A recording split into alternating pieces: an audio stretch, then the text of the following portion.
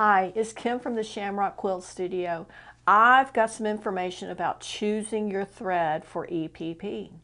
We're working on this Purple Pursuit quilt, and for purposes of demonstration, in the construction of this quilt, even in the dark purple squares, I've been using a white thread so you could see where I was stitching.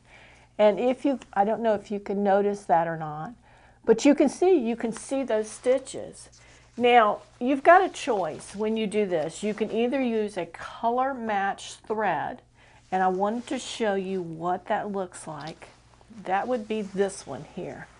That square. Now, the papers have been taken out, and that does make a difference. But in that one, the thread has been matched pretty closely to the fabric. And then there's another one, let me find it really quick, where we have used a neutral thread. And there that is right there. This one we've used a light gray thread. And again, the papers have been taken out of that one. But what you will notice when you're working on this is you're always going to see your stitches at least a little bit when the papers are in, because the fabric has stretched over that piece of paper, and the places where you've stitched, they're pulling apart, so the stitches show a little bit.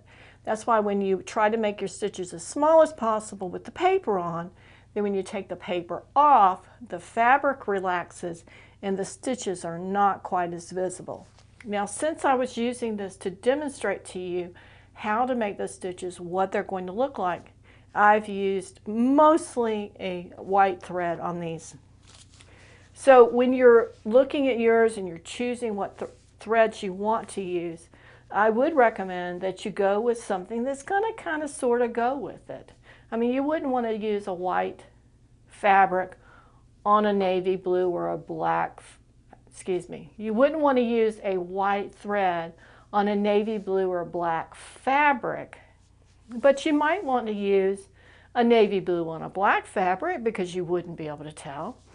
And for your basting, like I said before, it doesn't matter as long as it's lighter than the fabric. But for the stitching together, go with something that tries to coordinate, or something that blends a little bit, or is a neutral, a dark gray, a light gray. Sometimes a beige is a good choice as well. But that is a little tip from me on your thread choices for your EPP. I hope that you're enjoying sewing EPP projects. They're EPP you can do a lot of things with.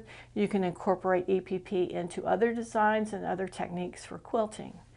Please like us on Facebook and here on YouTube, and subscribe to our channel so we can bring you more videos on tips and tricks for quilting, for piecing, and also new projects in the future. Thanks again. See you next time.